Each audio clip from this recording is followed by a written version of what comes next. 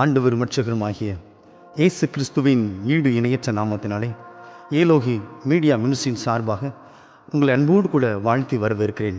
கர்த்தர் இந்த மாதத்தில் உங்களை அளவில்லாமல் ஆசீர்வதிப்பாராக.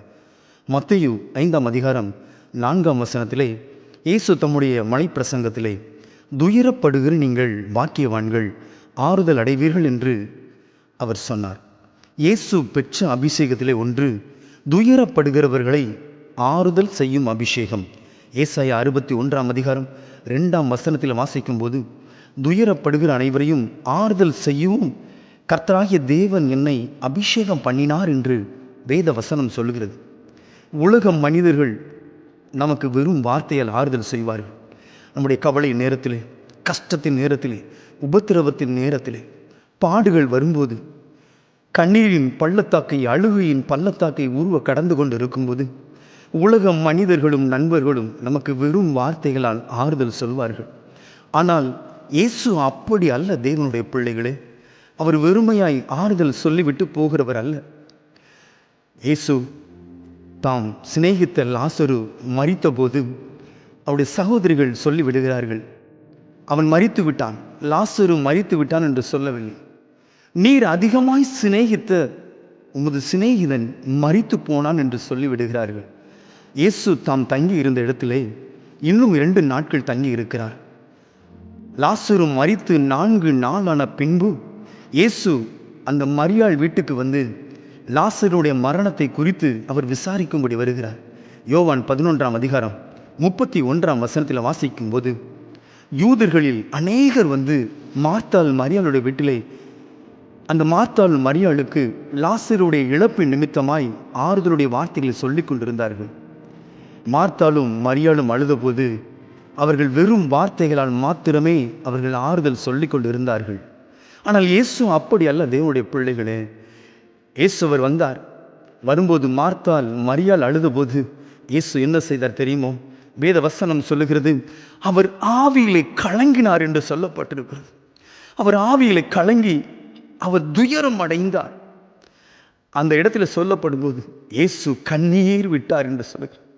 இயேசு அந்த இடத்துல வந்து அழுதார். அவர் துக்கப்படுகிறவருடைய இயேசு அழுகிறவராயிருந்தார். அவர் வெறும் வார்த்தைகளால் ஆறுதல் சொல்லி போகாமல் அவர்களோடு அவர் அழுகிறார். அவர் மனம் கலங்கினார். அவர் துயரப்படுகிறவருடைய துயரம் அடைந்தார். அழுகிறவர்களோட அழுகுங்கள் என்று வேதம் சொல்லுகிறது. அதே போல மார்த்தாள் மரியாள் அழுது கொண்டிருக்கும் போது இயேசு அந்த இடத்தில் அவர் அழுதார். உள்ளமுடைந்து, மனம் கசந்து, வேதனைப்பட்டு, ஆவிகளை கலங்கி அந்த இடத்தில் அவர் அழுதார். அழுது அவர் வெறும் வார்த்தைகளால் ஆறுதல் சொல்லவில்லை. கல்லறையின் கல்லை புரட்டி தள்ளுங்கள் என்று சொன்னார். 4 நாள் ஆனதே நாருமே என்று சொல்லும்போது அவர் சொன்னார், நீ விசுவாசித்தால் தேவனுடைய மகிமையை காண்பாய் என்று சொல்லி 4 நாட்களான மரித்து போன லாசருவின் கல்லறையை இயேசு அங்கே திறந்தார். அங்கே திறந்து லாசருவை வெளியே வா என்று சொன்னார். அங்கே லாசரு வெளியே கடந்து வந்தபோது, இவனுடைய கட்டுகளை கலட்டி விடுங்கள், இவனுடைய கட்டுகளை அவிழ்த்து விடுங்கள் என்று சொன்னார். இயேசு வெறும் வார்த்தையில் ஆறுதல் சொல்கிற தேவன் அல்ல. தேவனுடைய பிள்ளைகளே, இழந்து போன லாசருவை அவர் திருப்பி கொடுத்து அவர் ஆறுதல் செய்வார். நம்முடைய தேவன் சாதாரணமான தேவன் அல்ல. சாதாரண வார்த்தைகளினால் அவர் ஆறுதல் சொல்லிக்கொண்டு கடந்து போகிற தேவனும் அல்ல. அவர் ஆறுதல் செய்யும் போது நாம் இழந்த இழப்புகளை அவர் திருப்பி கொடுத்து நம்மை ஆறுதல் செய்வார். தேவனுடைய பிள்ளைகளே, இன்றைக்கு அநேகர் இழந்து இருக்கிறீர்களோ, அநேக இழப்புகள், குடும்பத்தில் இழப்புகள், சமாதானத்தை இழந்திருக்கிறீர்கள், வேதனையின் மத்தியில் இழந்திருக்கிறீர்கள். நீங்கள் ஒரு லாசருவை இழந்தது போல ஏதோ ஒரு சூழ்நிலையை இழந்து இருக்கலாம், இழப்புகளை சந்தித்திருக்கலாம். ஆனால் இயேசு உங்கள் வாழ்க்கையில் வரும்போது, உங்களை தேடி வரும்போது, அவர் சாதாரண வார்த்தைகளால் அவர் ஆறுதல் சொல்லி கடந்து போகாமல், நீங்கள் இழந்து போன லாசருவை திரும்ப கொடுத்து ஆறுதல் செய்வார். தேவனுடைய பிள்ளைகளை, கலங்காதீர்கள். நான் இழந்து போனேனே, என்னுடைய வாழ்க்கையில் இழப்பு அதிகமாக இருக்கிறதே, கடன் பாருங்கள், தொழிலை இழந்திருக்கிறேன், குடும்பத்தில் உறவினர்களை இழந்திருக்கிறேன், என்னுடைய பிள்ளைகளை இழந்திருக்கிறேன், என்னுடைய நண்பர்களை இழந்திருக்கிறேன், என்னுடைய தொழிலை இழந்திருக்கிறேன், என்னுடைய வேலைகளை இழந்திருக்கிறேன் என்று சொல்லி கலங்கி கொண்டிருக்கிற அநேகரை பார்த்து கர்த்தர் சொல்லுகிறார், தேவனுடைய பிள்ளைகளே, நீங்கள் இழந்து போன அத்தனையும் தேவன் திருப்பி உங்களுக்கு கொடுத்து அவர் ஆறுதல் செய்வார். யாக்கோபு முதிர் வயதிலே தான் அதிகமாய் நேசித்த யோசேப்பை அவன் இழந்து போன போது வேதம் சொல்லுகிறது, ஆதியாகமம் 38ஆம் அதிகாரம் 34, 35 வசனத்திலே, யோசேப்பை அவன் தவற விட்ட போது, அவன் மரித்து போனானோ என்று நினைக்கும் பொழுது அவனுடைய 12 பிள்ளைகளும் வந்து அவனுக்கு ஆறுதல் சொல்லிக் கொண்டு இருந்தார்கள். ஆனாலும் அவன் ஆறுதல் அடையாமல், நான் துக்கத்தோட என்னுடைய மகனிடத்திற்கு நான் திரும்ப போவேன், பாதாளத்திற்கு போவேன் என்று சொல்லி அழுது கொண்டிருந்தான். அநேக நாட்களாய், வருடங்களாய் அழுது கொண்டிருந்தான். சில வருடங்கள் ஆன பின்பு யோசேப்பு மரிக்கவில்லை, அவன் எகிப்தில் அதிபதியாக இருக்கிறான் என்று சொல்லி அவனுடைய சகோதரர்கள் வழியாய் அவன் கேள்விப்படும்போது, ஆதியாகமம் 45ஆம் அதிகாரம் 26, 27 வசனங்களிலே, அந்த யோசேப்பு உயிரோடு இருக்கிறான், அவன் உம்மை பார்க்க வேண்டும் என்று விரும்புகிறான் என்று சொன்ன உடனே அவன் ஆவியிலே மூர்ச்சையடைந்தான். அப்பொழுதுதான் யாக்கோபுடைய ஆவி உயிர்த்தது என்று வேதம் சொல்லுகிறது. தேவனுடைய பிள்ளைகளே, இழந்த யோசேப்பை என்றைக்கு பெற்றுக்கொள்கிறானோ, இழந்த யோசேப்பை பெற்றுக்கொள்வதற்காய் அவன் பிரயாணப்படும்போது அது வரைக்கும் அவன் ஆவி மரித்து அவன் வேதனையோடு துக்கத்தோடைய பாதாளத்தில் இறங்குவேன் என்று சொல்லி வருத்தத்தோடு இருந்து கொண்டிருந்த நாட்களிலே அப்பொழுது அவனுடைய ஆவி உயிர்க்கிறது. காரணம் என்ன? இழந்து போன யோசேப்பு அவன் பெற்றுக்கொள்ளும் போது அவனுடைய ஆவி உயிர்க்கப்படுகிறது. அவனுடைய ஆவி உயிர்க்கப்பட்ட நிலைமையிலே, இப்பொழுது என்னுடைய மகனை நான் நேரில் சென்று பார்ப்பேன் என்று சொல்லி அவன் கடந்து போனான். இழந்த யோசேப்பை அவன் பெற்றுக்கொள்ளும் போது அவன் ஆறுதல் அடைந்தான். தேவனுடைய பிள்ளைகளே, மரித்த நிலையில் இருந்த யாக்கோபுடைய ஆவி உயிர்த்தது. யோசேப்பை திருப்பி கொடுத்து தேவன் யாக்கோபை ஆறுதல் செய்தார். தேவனுடைய பிள்ளைகளே, நம்முடைய தேவன் சாதாரணமான தேவன் அல்ல.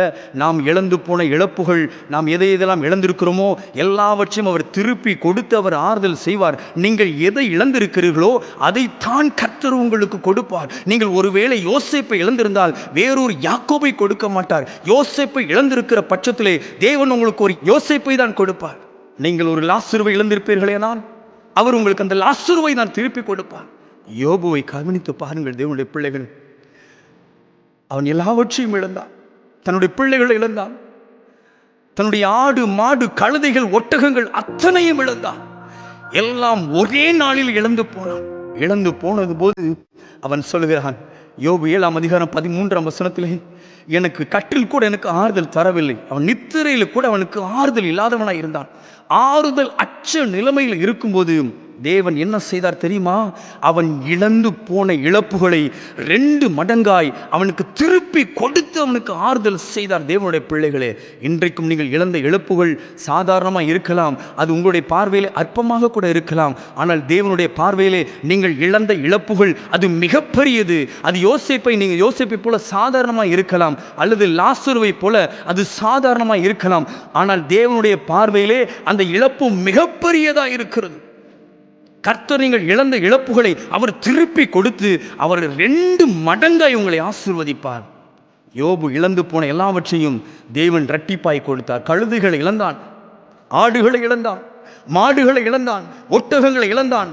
ஆனால் கர்த்தர் சொல்லுகிறார், இன்றைக்கு நீங்கள் இழந்த இழப்புகள் எல்லாம் அவர் 2 மடங்கை உங்களுக்கு திருப்பி கொடுப்பார். நீங்கள் இழந்து போனதை எல்லாம் யோபுவை போல இரட்டிப்பாய் நீங்கள் திரும்ப பெற்றுக்கொள்வீர்கள். தேவனுடைய பிள்ளைகளே, ஆண்டவருடைய பிள்ளைகளாக இருக்கிற நீங்கள் எதை இழந்திருக்கிறீர்கள்? தேவனுடைய சமூகத்தில் இந்த மாதத்திலே கர்த்தர் உங்கள் குடும்ப உறவுகளை, உங்கள் வாழ்க்கைகளை, உங்கள் தொழில்களை, உங்களுடைய வாழ்வாதாரத்தை எதை இழந்து போய் இருக்கிறீர்களோ தேவனுடைய சமூகத்தில், ஆண்டவரே என்னுடைய வாழ்க்கையில் இதை இழந்திருக்கிறேன், என்னுடைய கஷ்டம் எல்லாம் இதுவாக இருக்கிறது, நான் இதை இழந்து தவிக்கிறேன், என் மன வேதனைகளை புரிந்து கொள்வார் யாரும் இல்லை, எனக்கு ஆறுதல் செய்கிறவர்கள் ஒருவரும் இல்லை என்று சொல்லி தேவனுடைய சமூகத்திலே ஒரு நிமிடம் உங்கள் கண்களை மூடி நீங்கள் ஜெபிப்பீர்களே, ஆனால் நீங்கள் இழந்து போன எல்லாவற்றையும் கர்த்தர் உங்களுக்கு 2 மடங்கை அவர் திருப்பி கொடுப்பார்.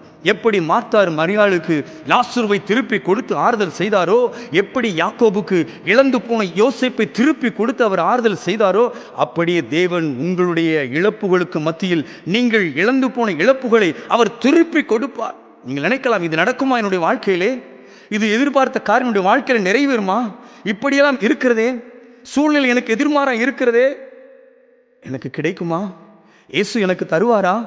என்னுடைய வாழ்க்கையில் இழந்து போன இழப்புகளை எல்லாம் நான் திருப்பி பெற்றுக்கொள்வேனா என்று சொல்லி கண்ணீரோடு இருக்கிற வேளையிலே கர்த்தர் உங்களை பார்த்து இந்த நாளில் சொல்லுகிறார், தேவனுடைய பிள்ளைகளே, நீங்கள் இழந்து போன நீங்கள் எல்லாவற்றையும் 2 மடங்காய் திருப்பிக் கொள்வீர்கள். ஏனால் வேதம் சொல்லுகிறது, துயரப்படுகிற நீங்கள் பாக்கியவான்கள், நீங்கள் ஆறுதல் அடைவீர்கள். தேவனுடைய சமூகத்திலே உங்களுடைய குறைவுகளை சொல்லுங்கள். ஆண்டவரே, நான் இதை இழந்திருக்கிறேன், இழந்து போனுடைய வாழ்க்கையில் எல்லாவற்றையும் எனக்கு திருப்பி தாரும் ஆண்டவரே. என்னால் வெளியே தலை காட்ட முடியல ஆண்டவரே, என்னால் அவமானம் தாங்க முடியல ஆண்டவரே. இயேசுவே, என்னால் முடியல, எல்லாரும் என்னை கிண்டல் பண்ணுறாங்க, எல்லாரும் என்னை கேலி பண்ணுறாங்க ஆண்டவரே. நான் இழந்து போன இழப்பின் நிமித்தமாக என் துயரத்தை பார்த்து அவங்க ஆறுதல் செய்கிறதுக்கு பதிலாக என்னை எல்லாரும் நிந்திக்கிறாங்க ஆண்டவரே. இழந்து போன இழப்பு எனக்கு திருப்பி தாரும் என்று சொல்லி தேவனுடைய சமூகத்தில் உங்களை ஒப்பு கொடுத்து கேட்கும்போது கர்த்தர் நீங்கள் இழந்து போன இழப்புகள் எல்லாம் அவர் திரும்ப கொடுப்பார். என்னோடு சேர்ந்து நீங்கள் ஒரு கவியை சேர்ந்து பாடலாமா?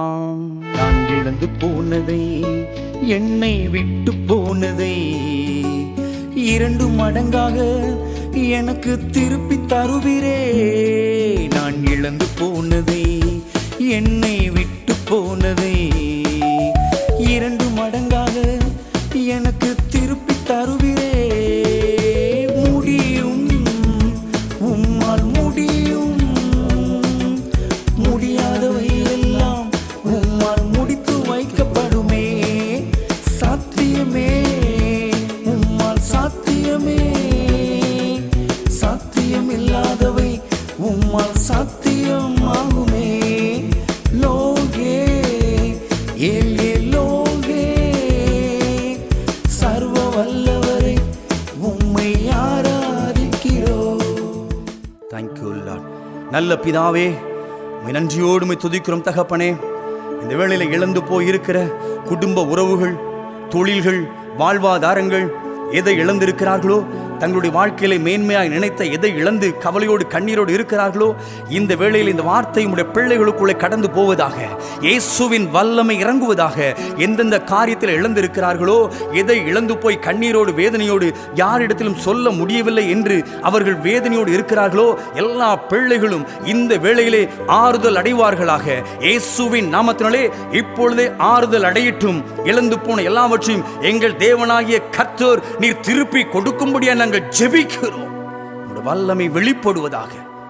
லாசருவினுடைய கல்லறைக்கு முன்பதாய் வெளிப்பட்ட அதே வல்லமை இப்பொழுது இந்த வார்த்தைகளை கேட்கிற ஒவ்வொரு பிள்ளைகளுடைய இருதயத்திலும் வெளிப்படும்படியா நாங்கள் ஜெபிக்கிறோம். இழந்த இழப்புகள் எல்லாம் கர்த்தர் திருப்பி கொடுத்து ஆறுதல் செய்ததற்காய் நன்றி செலுத்துகிறோம். இயேசுவின் நாமத்தினாலே ஜெபிக்கிறோம் நல்ல பிதாவே. ஆமேன், ஆமேன், ஆமேன்.